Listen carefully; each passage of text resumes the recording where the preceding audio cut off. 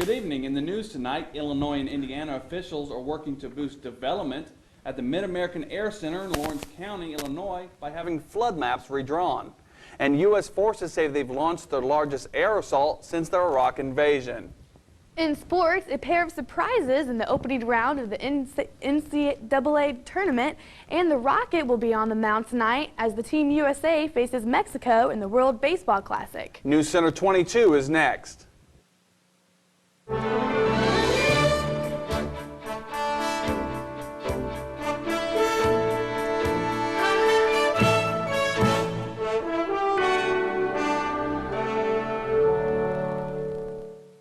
City and county officials in Lawrence County, Illinois and Knox County in Indiana are being asked to lobby their respective state and federal lawmakers to support funding for a $2 million study that could lead to the Mid-American Air Center in Lawrence County to be taken out a 100-year floodplain.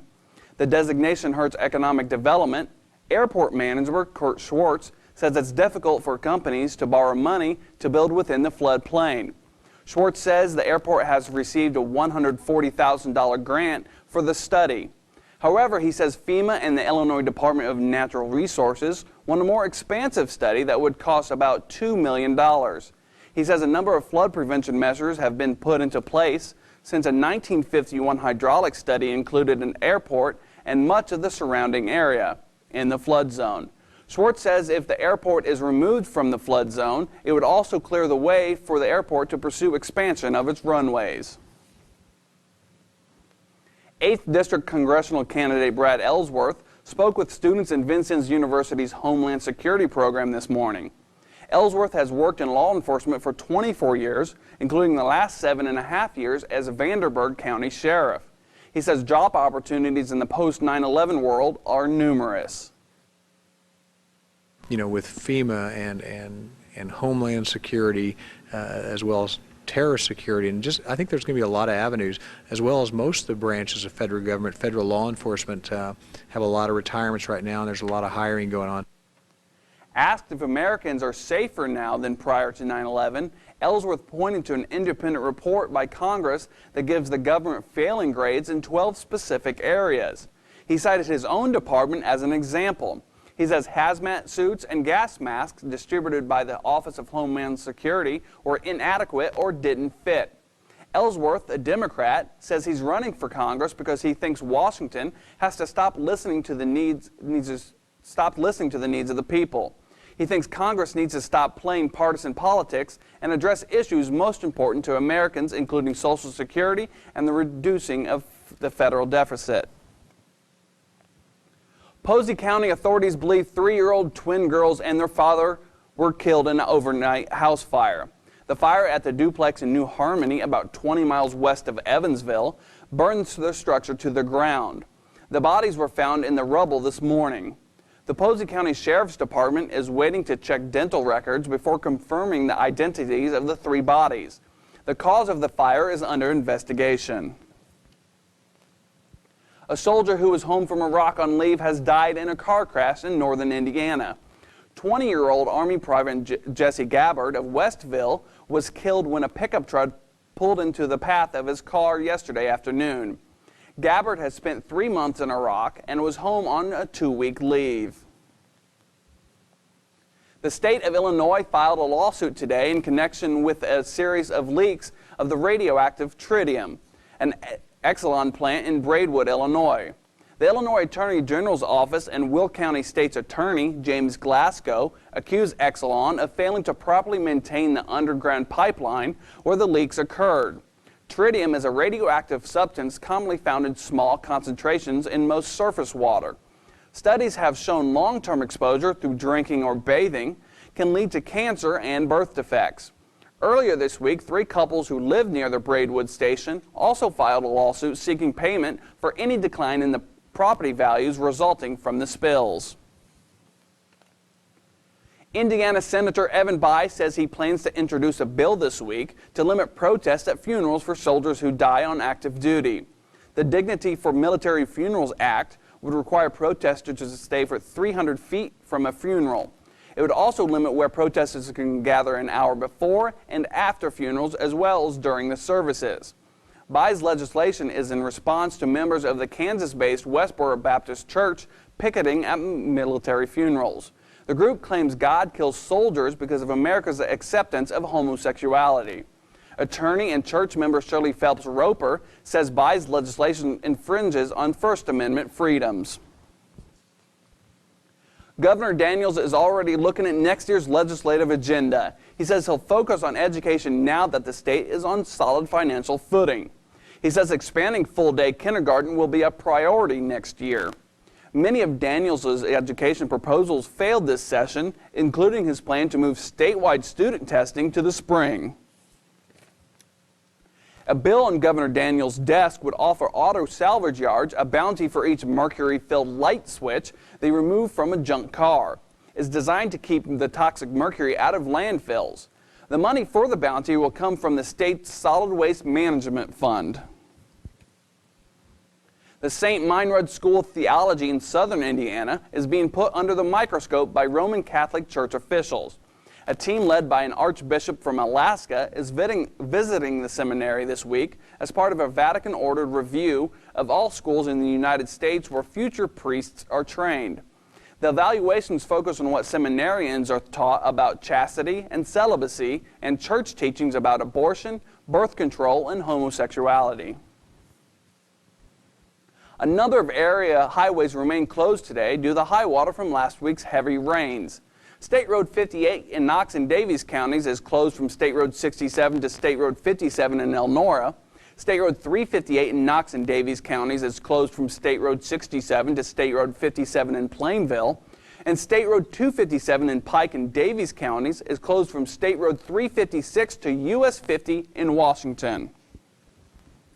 Still to come on Newscenter 22, U.S. troops mount a major offensive against insurgents north of Baghdad. And the Senate has voted to boost America's credit limit, and the final figure is huge. Stay with us.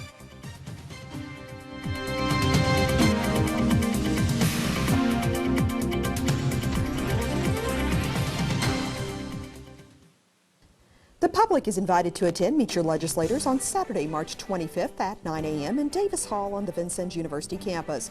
The forum will include information from area legislators, followed by a question and answer session. Viewers can phone in their questions the day of the show to 812-888-5334 or send your email questions to wvut@vinu.edu. Our live broadcast begins at 9 a.m. The show will be rebroadcast that same day on WVUT at 5 p.m. U.S. forces have launched Operation Swarmer, the largest air assault since the Iraq invasion. The offensive targets militants north of Baghdad. Iraq's interim foreign minister tells CNN the militants need to be pulled out by the roots. U.S. commanders in Iraq say Operation Swarmer has already netted stashes of artillery shells, explosives, bomb-making equipment, and military uniforms. The joint air and ground assault is expected to continue for several days. The debut of Iraq's parliament hasn't stopped violence in the country. Police say they found 29 more bodies in Baghdad overnight and this morning. The victims are all men, some with their hands bound. All were shot execution style and dumped in both Shiite and Sunni Muslim neighborhoods. Police also say a roadside bomb north of the capital exploded near a girls' primary school and killed 3 young students. Another bomb in Mosul killed 1 person. An Army battalion of up to 800 soldiers will be located from Kuwait to the Baghdad area. Officials say that's a part of a broader plan that includes repositioning several thousand U.S. and Iraqi security forces. Troops are bracing for a possible increase of sectarian violence during a Shiite Muslim holiday later this month.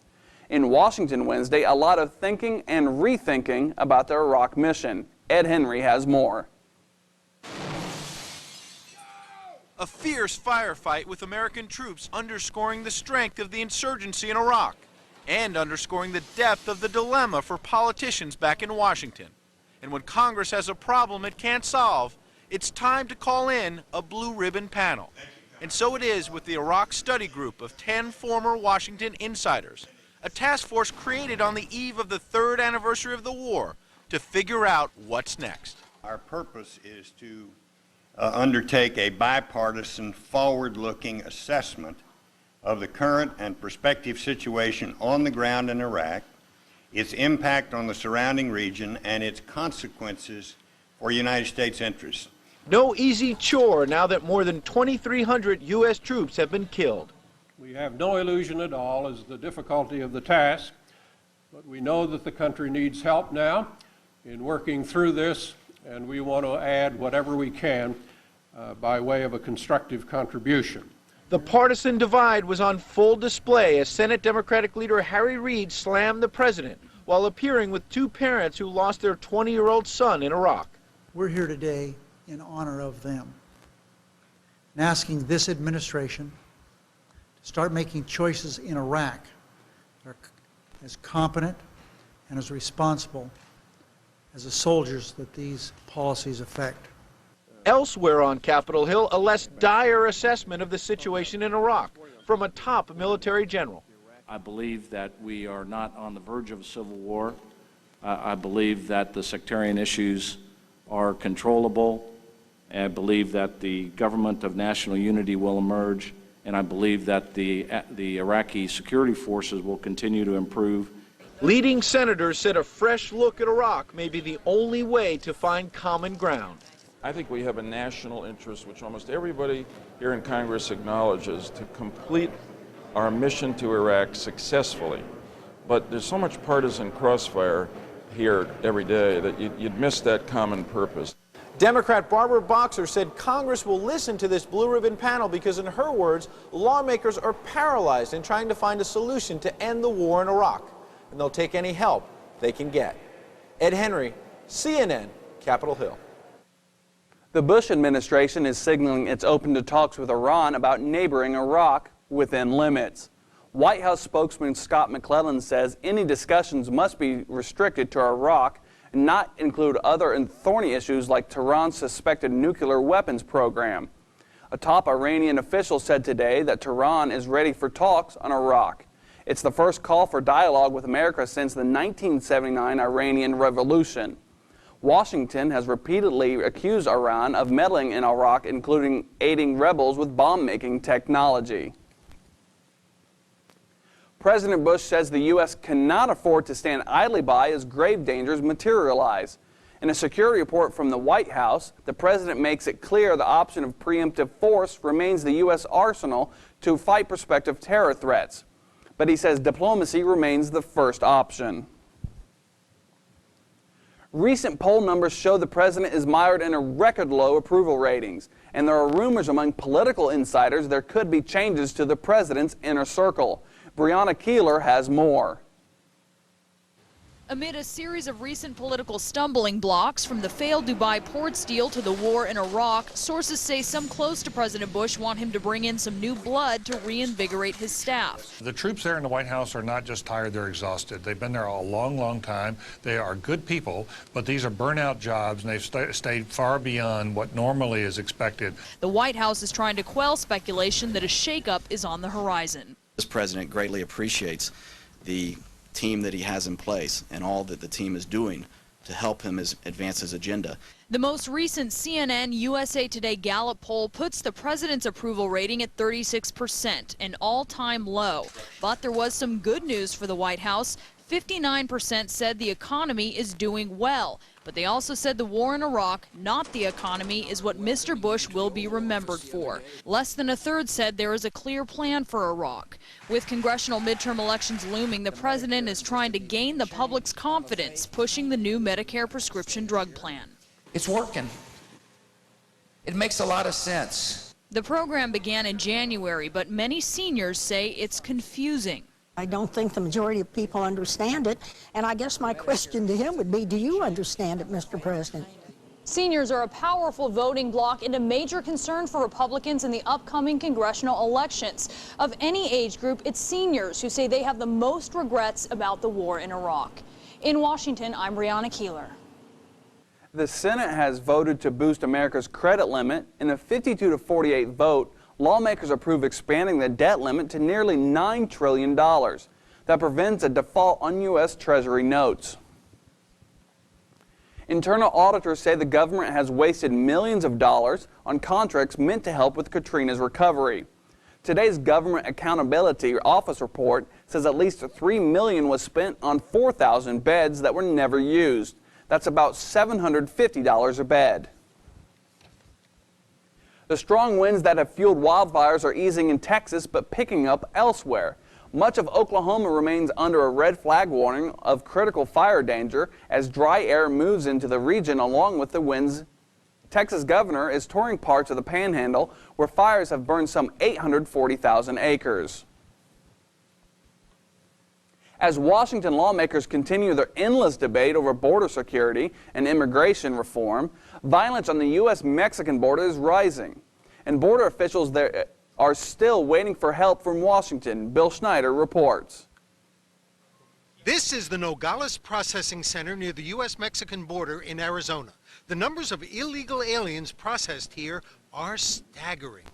Anywhere between 1,500 to 2,000 per day that are actually processed.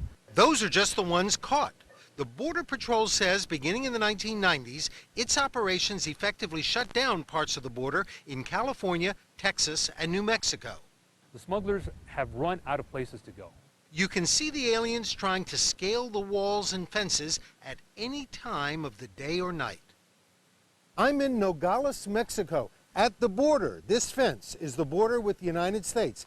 And this opening is literally a broken border. It's been broken for years.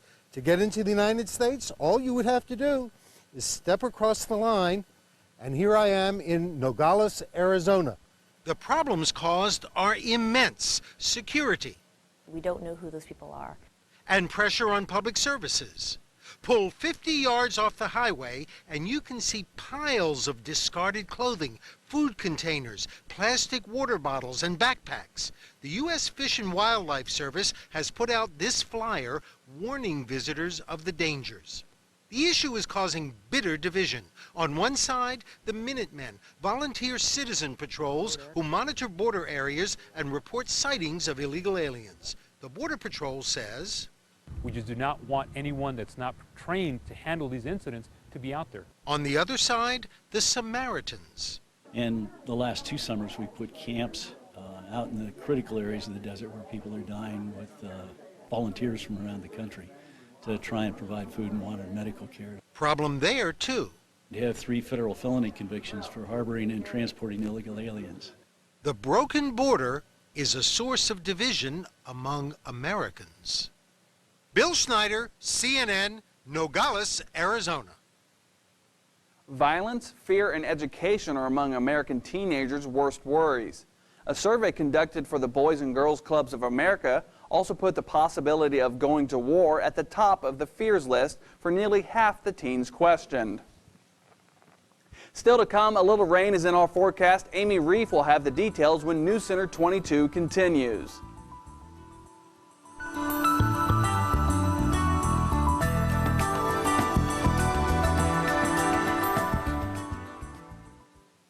God is my witness. I'll never be hungry again. Listen, Hollywood big shots gonna give you what you want. Hollywood big shots make movies entertaining, but see how Hollywood's production designers make movies look real. Every location, every set, every vehicle, every device, every prop. The hidden art of Hollywood. You'll love it.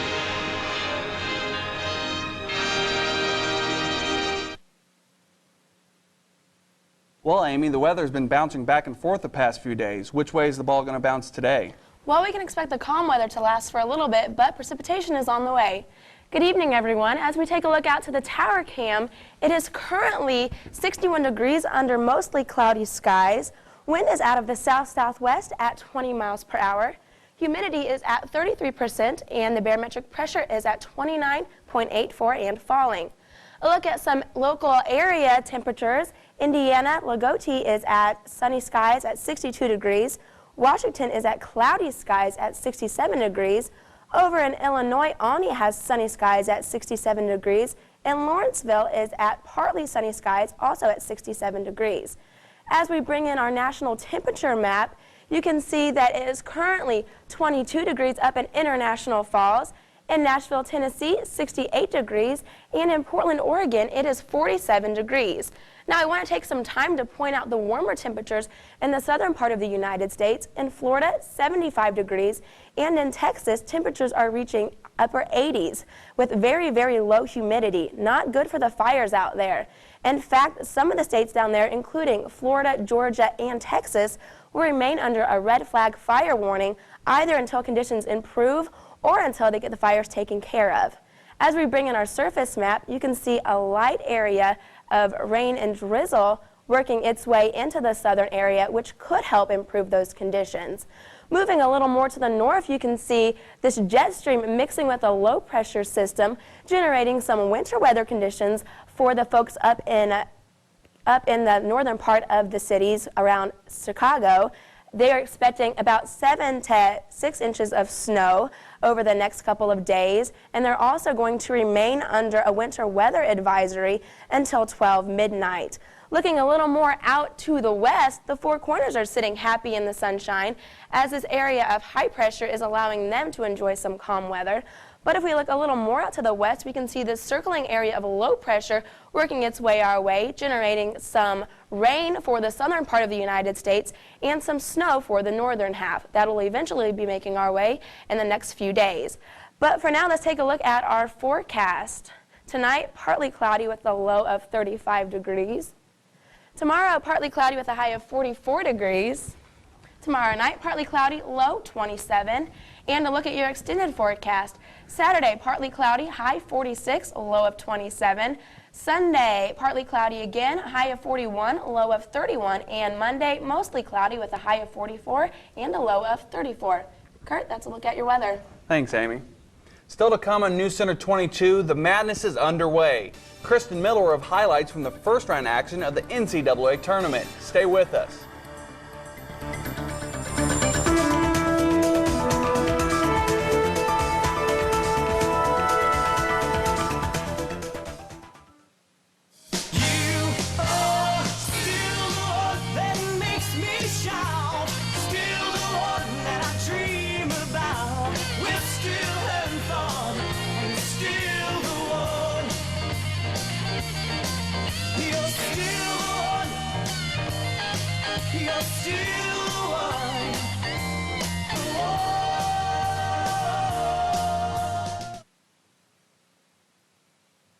March Madness score an early victory for the Missouri Valley Conference against its critics. Wichita State beat Seton Hall of the vaunted Big East Conference 86-66 in a first-round game of the NCAA men's basketball tournament.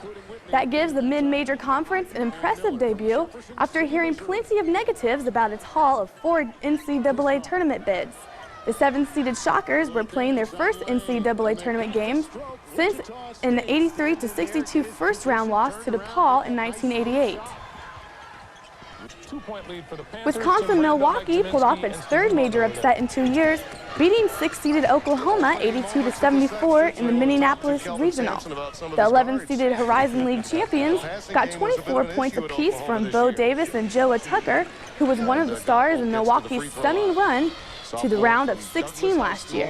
Terrell Everett led Oklahoma with 19 points.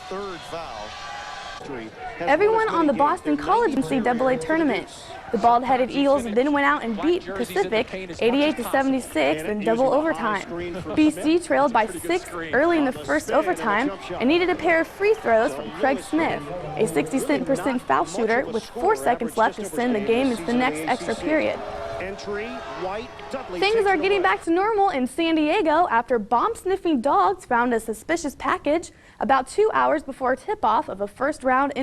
Fans and officials were temporarily evacuated. They gathered behind a parking structure across the street while players and staff from Alabama and Marquette stayed at their hotels. A school spokeswoman says the container was removed by police and a bomb squad. 6th-seeded Indiana plays 11th-seeded San Diego State tonight in Salt Lake City in the first round of the NCAA tournament. The Aztecs are seeking their first NCAA 6th seed, while San Diego is 11th. Torrin Francis had 23 points and 11 rebounds to lead Notre Dame to a 79-69 victory over Vanderbilt in the National Invitation Tournament. The Irish now play the winner of tonight's game between UTEP and the Michigan in the next round.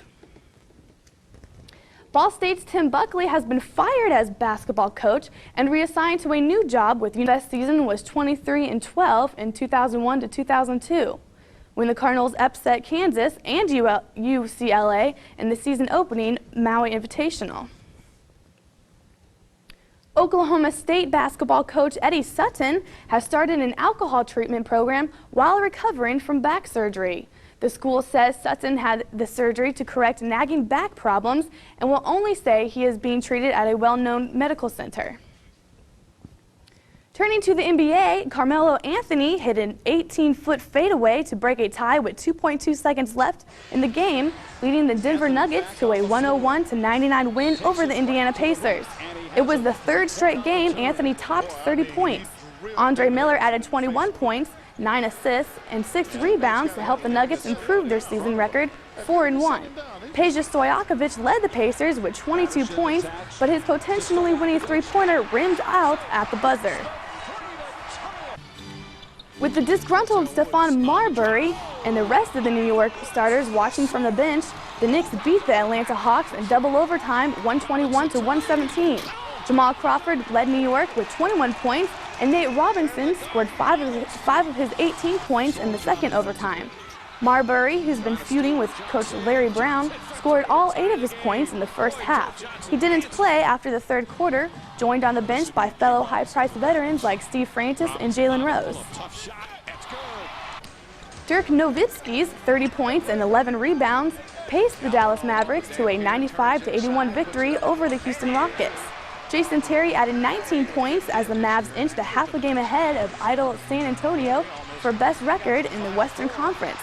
Yao Ming had 36 points and 12 rebounds for Houston, which dropped to 2-16 without injured leading scorer Tracy McGrady. Former Vikings quarterback Dante Culpepper says he's sorry for the embarrassment he caused by the Lake Minnetonka boat party, even though he says he did nothing wrong. Culpepper, who was traded from Minnesota to Miami this week, and 3 former teammates are charged with a misdemeanor alleging lewd conduct on board a tour boat of the Twin Cities Lake. In today's email to the media, Culpepper says he accepts the responsibility and accountability of being a high-profile athlete. Team USA manager Buck Martinez will hand the ball to veteran right-hander Roger Clemens for today's World Baseball Classic game against Mexico. A U.S. win in the second-round finale puts them into Saturday's semifinals against South Korea. Chicago Cubs first baseman Derek Lee will sit this one out after bruising his shoulder during Sunday's outing. And Johnny Damon won't be available to play the outfield, but might be able to pinch run or pitch hit against Mexico. The New York Yankees center fielder has tendonitis in his throwing shoulder. And Kurt, that's a look at sports. Thanks, Kristen. We'll be back in a moment.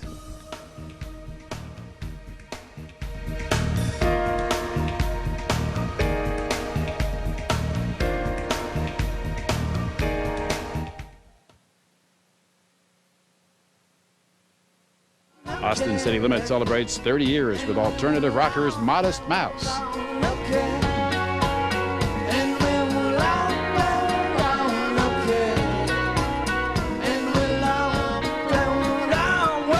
And a farewell performance from Guided by Voices.